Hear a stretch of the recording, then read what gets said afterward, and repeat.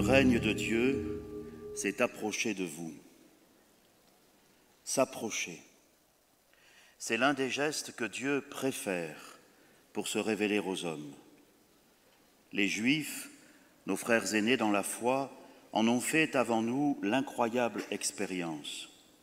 Quelle est en effet la grande nation dont les dieux soient aussi proches que le Seigneur notre Dieu est proche de nous chaque fois que nous l'invoquons, demande Moïse au peuple d'Israël.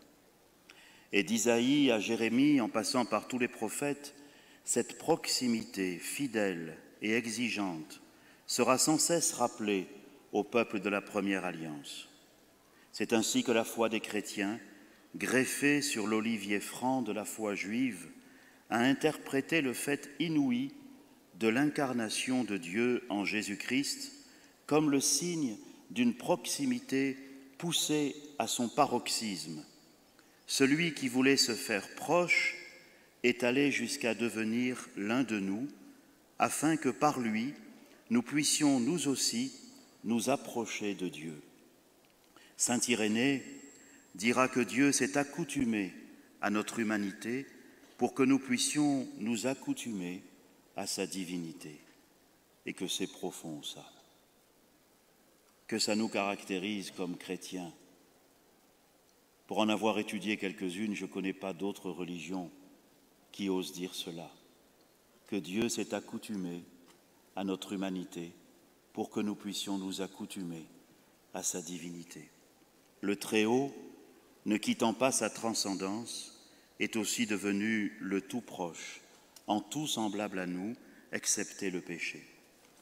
Après 30 ans de vie ordinaire parmi le peuple d'Israël, l'homme qui venait de Dieu s'est, pendant 3 ans, approché des hommes et des femmes de son temps, prêchant le règne de Dieu et décryptant pour nous les signes de sa présence. Quand on les lui demande, vous vous rappelez, il dit « Allez rapporter à Jean-Baptiste ce que vous avez vu et entendu, les aveugles voient, les boiteux marchent, les lépreux sont purifiés, les sourds entendent, les morts ressuscitent, et la bonne nouvelle est annoncée aux pauvres. » Et voici que 3 chapitres plus loin dans le récit de Luc, Jésus envoie 2 par 2 70 de ses disciples pour accomplir ce programme dans les villes et les localités où lui-même devait se rendre.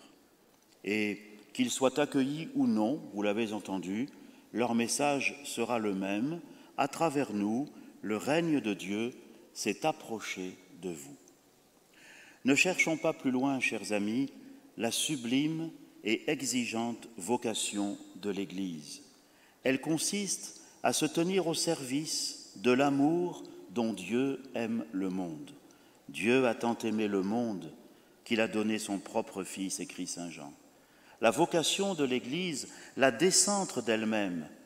Oh, elle ne cherche pas sa propre survie, l'Église, où chaque fois qu'elle la cherche, elle se trompe.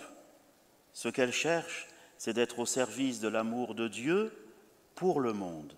Et ça la décentre d'elle-même. Et ça fait naître en elle un élan de charité pour inventer à chaque époque les multiples façons d'accompagner la manière dont Dieu veut s'approcher du monde au plus près de la vie de chacun, de ses désirs, de ses douleurs, de son espérance. Joseph Ratzinger définissait ainsi la mission de l'Église, accompagner la marche de Dieu vers les peuples du monde. Voilà notre mission, chers amis, et qu'elle est belle, et qu'elle nous décentre de nous-mêmes, et qu'elle nous met simplement au service de cet amour que Dieu a pour le monde. Aller dans les villes et les villages, et que l'on soit ou non accueilli, dire tout simplement « le règne de Dieu s'est approché de vous ». Ce n'est pas que des paroles, parce que ce qu'il faut surtout, c'est se comporter de telle sorte qu'en nous voyant, on puisse entrevoir quelque chose de la bonté et de la proximité de Dieu pour tous. L'abbé Huvelin, qui était le directeur spirituel de Charles de Foucauld, vers la fin de sa vie, ne donnait plus qu'un seul conseil à Charles, celui-là même que lui, l'abbé Huvelin, avait cherché à mettre en application toute sa vie. Il disait « Il faudrait qu'en nous voyant, on se dise « Si telle est la bonté du disciple, comment donc doit être celle de son maître ?» Voilà une règle de vie pour nous. Quand nous voyons, on se dise « Oh, si telle est sa bonté à lui, combien doit être grande la bonté de son Maître ?» Pour manifester cette bonté de Dieu, Marie s'est approchée sur le rocher de Massabielle, parlant avec respect à l'humble Bernadette. « Elle m'a parlé comme on parle à une personne », disait Bernadette, tout étonnée. Et puis Marie lui a demandé de s'approcher, elle aussi, en passant de l'autre côté du Gave. Et depuis, les foules qui viennent ici en procession entrent, comme nous ce matin, dans le mystère de cette proximité où chacun, quelle que soit sa santé, quels que soient les tourments, les échecs ou les rêves de sa vie, se sent rejoint dans sa plus profonde espérance et retrouve le fil de sa vocation baptismale. Cette vocation, nous le savons, chers amis, peut se décliner de multiples manières, dans le mariage, dans la vie religieuse, dans la vie consacrée, dans le ministère presbytéral. Peu importe, aucune vocation n'est plus grande qu'une autre, aucune ne peut vivre sans les autres et aucune n'a le monopole de la sainteté. Toutefois, nous sommes tous responsables de la qualité de la réponse des autres à l'appel du Seigneur.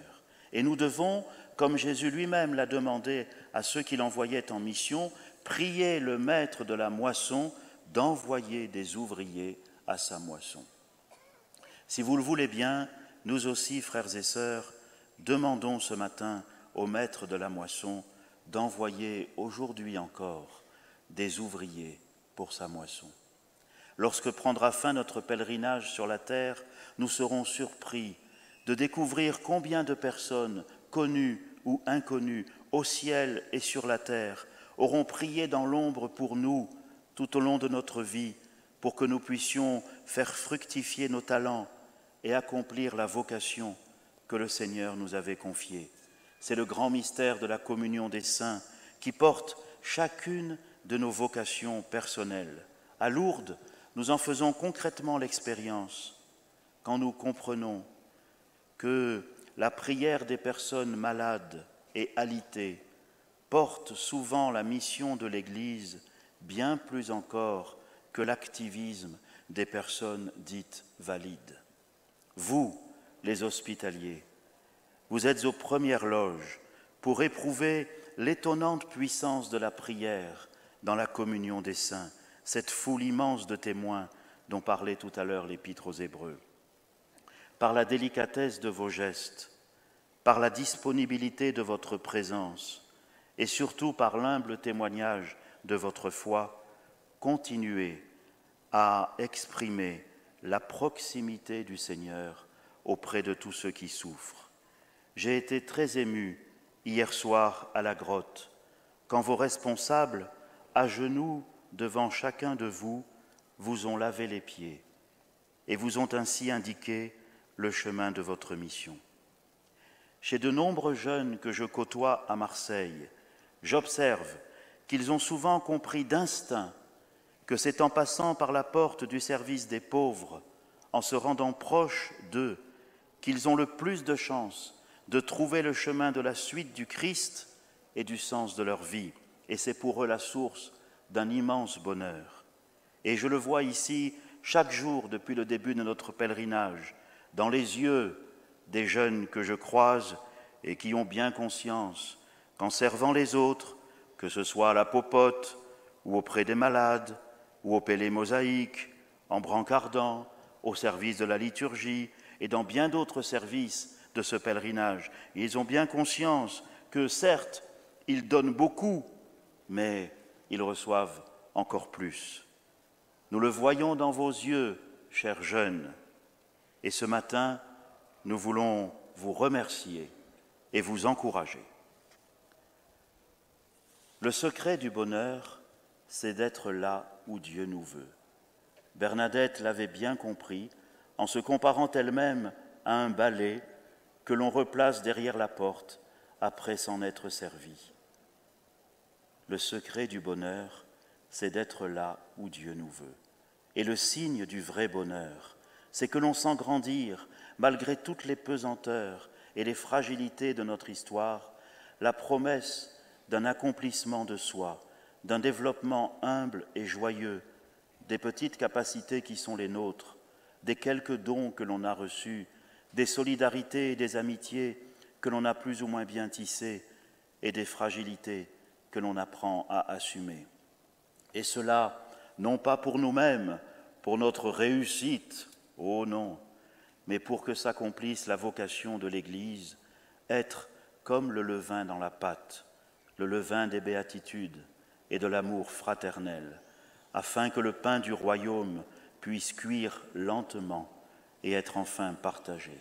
Oui, rendons grâce à Dieu ce matin, frères et sœurs, parce qu'ici, à Lourdes, le règne de Dieu s'est approché de nous.